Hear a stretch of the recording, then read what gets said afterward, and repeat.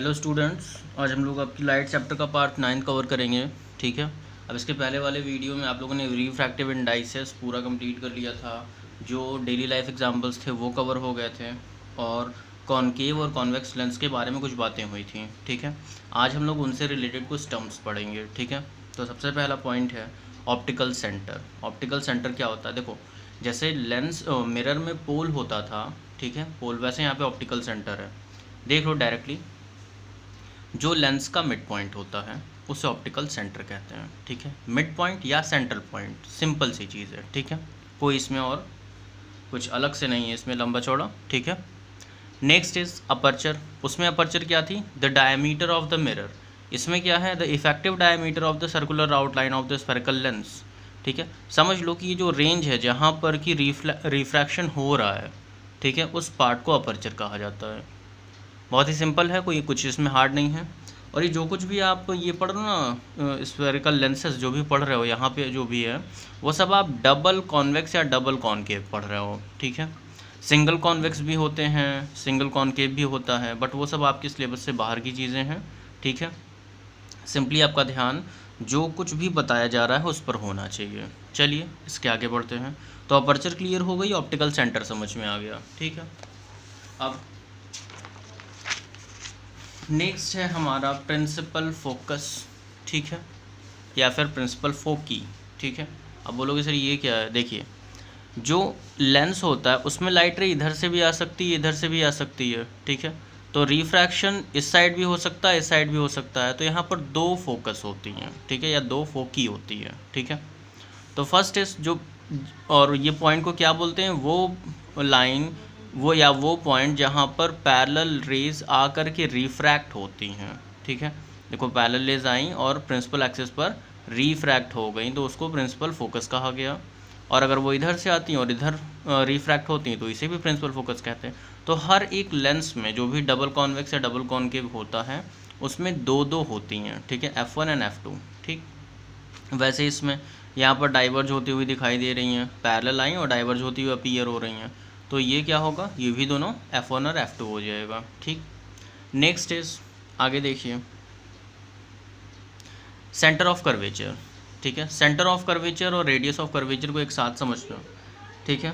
Centre of curvature को C1 C2 से represent करते थे और हमें मालूम था कि R = 2F, यानी कि फोकस का डबल जो पॉइंट था वो C होता था हमारे मिरर में। तो वैसे यहाँ पे 2F1 और 2F2 हो जाएगा। एकदम सिंपल है, कोई इसमें नया कॉन्सेप्ट नहीं है। जैसा जो कुछ भी वहाँ था वो सब यहाँ होगा। बस ये C को हटा करके, C1 C2 को हटा करके 2F1 2F2 रखा गया।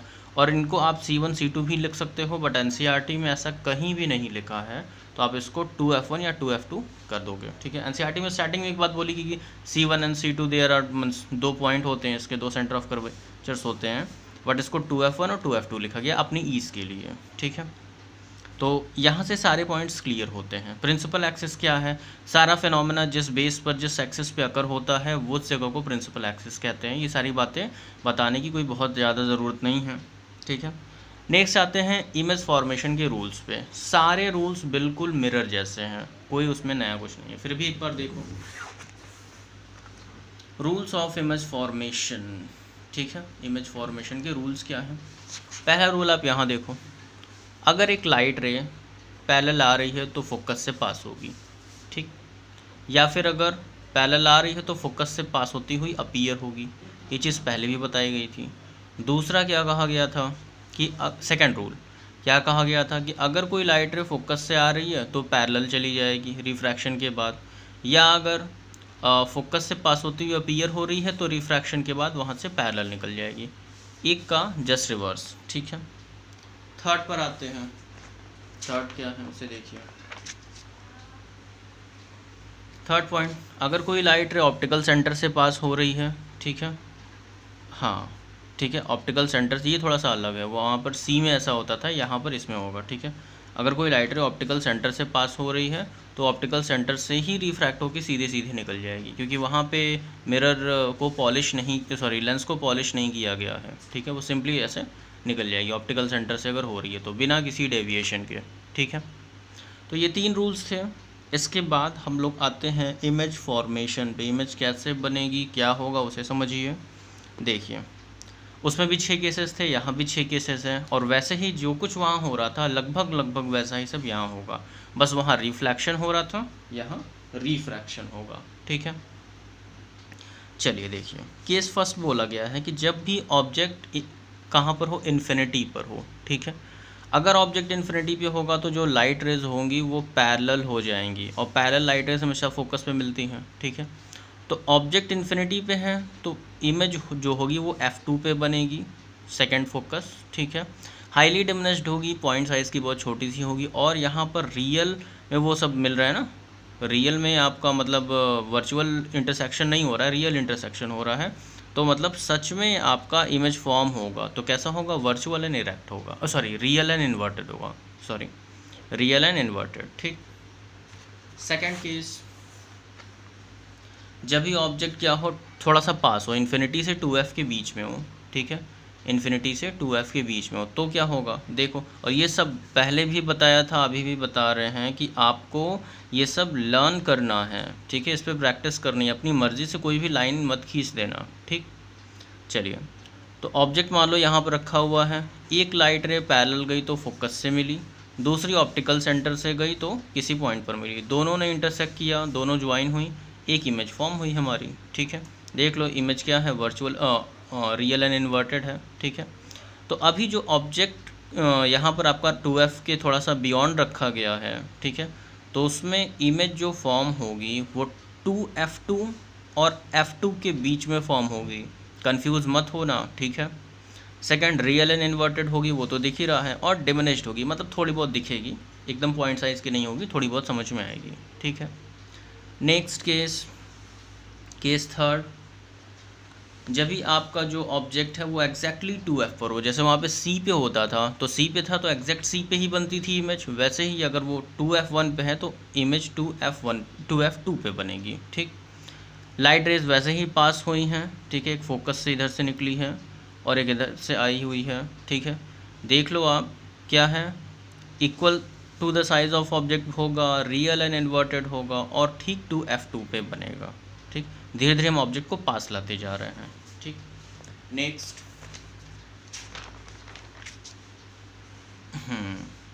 नेक्स्ट इज केस फोर्थ, जब भी ऑब्जेक्ट 2f1 और f1 के बीच में हो तब क्या होगा, ऐसा केस में सेम लाइट रेज वैसे ही पास करेंगे, फोकस से एक ऑप्टिकल सेंटर से पास कराई, और कहीं बियॉन्ड, देखो जैसे जैसे ऑब्जेक्ट पास आता जा रहा है वैसे वैसे इमेज दूर भागती जा रही है, ये याद रखना। ठीक है, तो इस केस में ऑब्जेक्ट जो होगा 2f2 के बियॉन्ड, उसके बहुत दूर बनेगा, रियल एंड इन्वर्टेड होगा, और इनलार्ज थोड़ा सा बड़ा बनेगा।